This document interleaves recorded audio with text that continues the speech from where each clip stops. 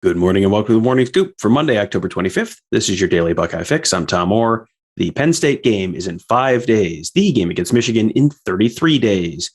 I don't want to alarm anyone, but Ohio State's 2021 regular season is now more than halfway over. And this weekend's game against Penn State is the last one that will be played in the month of October. I don't know where these seasons go. Every year it's the same. It is ridiculous. We are, however, headed into the home stretch of the college football season. The Buckeyes are doing it in pretty good shape right now, honestly. They are still number 5 in both major polls. The first college football playoff rankings, those come in like a week. So that's, happening right as Ohio State seems to really be hitting its stride. Saturday's 54-7 win at Indiana was the third straight game against a divisional opponent that was over way before halftime. There was a lot to talk about after that game, and if you want to hear Tony Gerdeman and I talk about it, you can download our instant reaction episode of Buckeye Weekly that dropped early Sunday morning. You have presumably already listened to yesterday's Morning Scoop with Kevin Noon, but if not, you can do that as well. Kevin and I talked about this game as well. Today, though, you're going to be hearing directly from the Buckeyes themselves. We get a chance to talk to Ryan Day and a few players after the game. As usual, there was a lot to talk about, so we're going to start with Day and his answer to the question of what he takes away from games where they just completely annihilate their opponent like they did on Saturday. Well, I just think it's always been about us, and that's what we have to focus on. And we know, as we headed into this game, we kind of figured that we had no record. We were 0-0, and then this is the first win in the second half of the season, and that's the way we're looking at it. But I thought we came out and played well. We actually didn't expect any rain, and we got some rain, and I thought we handled that well. And like you said, after the first drive, I thought the defense played well. I know that they were down some guys on offense, but still, I thought we ran around and played, and we got a bigger challenge, like you said, here next week. The much-beloved Ohio State SID, Jerry Emig, came up with a great stat during the game.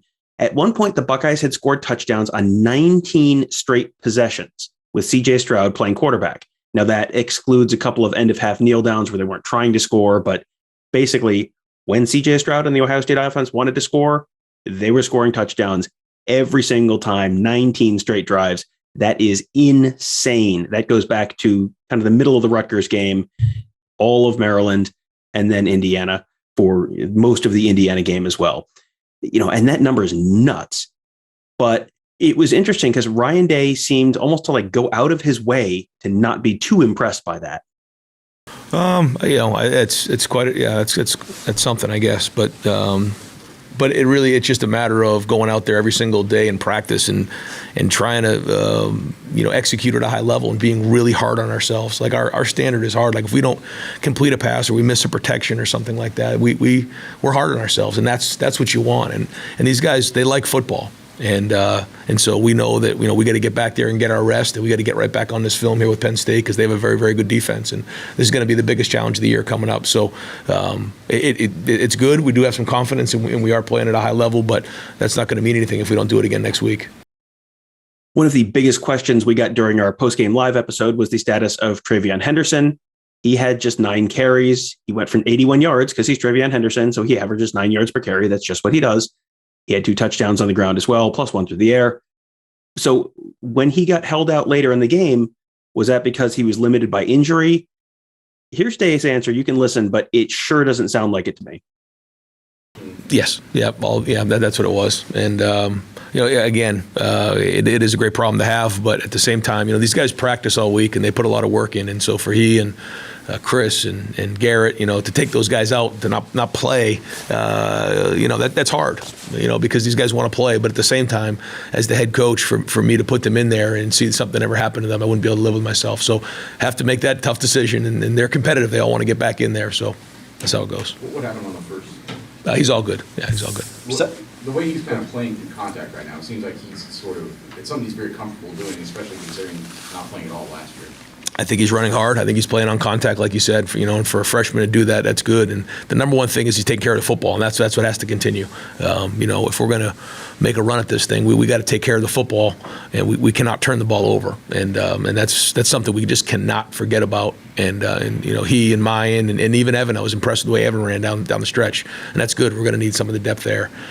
But across the board, I think the depth has been, we are starting to see that. You're starting to see a bunch of guys get on the field, and that's what we're looking for. This is unquestionably a very different Ohio State team than we saw in the first couple of the weeks of the season, with the kind of close win against Minnesota, the loss to Oregon, the kind of weird, wonky game against Tulsa. What has changed so much so quickly from those first 3 games to the 4 games that have followed? I just think it's a different team. I think when you practice well, then you have confidence because you've already done it. Now you have to go do it on the field. That only gives you a chance, but it does allow you that confidence to know that, first off, the guy next to me has done it before. I've seen him do it. We played in 6-7 games now together, and I've seen what he can do. That's big. And I think the defense has confidence in the offense. The offense is getting a lot of confidence in the defense now. We feel like we're playing pretty good on special teams, and when you feel like that, when you're not on your own, you have a bunch of guys with you, that's when you have that confidence, and I think that's probably what you felt there. When early on, a lot of those guys had never really played before. They weren't getting what a bunch of those guys got in the second half. We were coaching them really hard in the second half, our offense, our defense, because we know that that's going to pay dividends down the road. We missed that last year, and because of that, it was bumpy early on, and we didn't have a lot of confidence. Everyone kind of felt like they were out there on an island by themselves, but we're building on it. We're still not there. We got a big one next week, and we got to get back and get ready for these guys. We mentioned earlier, Day not wanting to get too crazy about the 19 straight touchdowns. He's also made it a point to not get too hyperbolic about CJ Stroud, even though the quarterback is putting up just insane numbers right now. Here's Day talking about why they don't want to make too big a deal of anything just yet. And then you'll also hear from Stroud himself discussing how he's approaching things right now. Again, still 7 games in, 6 games for him. So we don't want to ride the roller coaster on this thing, he's going to stay humble on this thing. We're going to stay humble on it and just keep working at it, take one game at a time. But certainly you see those things out there and it excites you, and it's fun. But it's everybody. It takes, when something doesn't go well, it's like, what went wrong? Well, it's kind of a little bit of everything. When things go well, it's a little bit of everything as well. But certainly he does have the talent to make those throws. And if he continues to prepare the way he is and show toughness, then, we'll have a chance here as we make a run. We all do a great job. Just meeting. I come in earlier the week. I just think the preparation that we do beforehand is superb. And I think just meeting with Coach Keenan Bailey, he gets me right. Coach Corey Dennis, Coach Fitch. They're all great coaches and they help me a lot. And just breaking down film little by little. I literally watch everything. I watch things from 2017 that other team did just to be out there and just know kind of what I'm doing. We always say if you can know what you're doing, you're not anticipating. You're playing fast. So the more you can play fast and just go out there and play ball, the better. Now, Stroud did not get off to a perfect start this year, and he was the target of some criticism at times.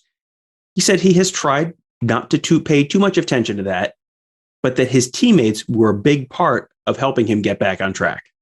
I just feel like our momentum is rolling as a team, not just me. It's not about me at all. This is the most team sport ever. So, without these guys, especially my teammates, like I was kind of down in the dumps going into the early of the week. Of the season, and my teammates just lift me up every day. I always tell Jeremy before every drive, he tells me, "Just do you. That's what you got you here." So just keep doing you. And I appreciate just being around great people. Like we have great people in the building, like Roy Hall, who come in there and they give us just straight wisdom and talk about God and talk about Jesus Christ, and those are just things that help me keep going. You know what I mean? So that's a big part of my I think us going like this, not only myself but as a team, us elevating, is just the many great people that we have in our building.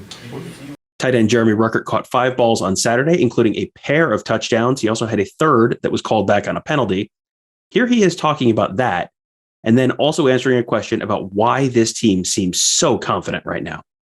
Yeah, it's always fun. It's good. Everybody sees the stat sheet, but we had a great week of practice. I feel like more so now than ever, we've come together as a team and just relying on everybody and every play, whether it's the offensive line, us and tight ends, just in the run game or in the pass game. And like I've always said since I've been here, some days it's in the run game, some days it's in the pass game, whatever it is. Just being able to make the plays when your name's called is just like the culture here, and it was just, today was our day, I guess.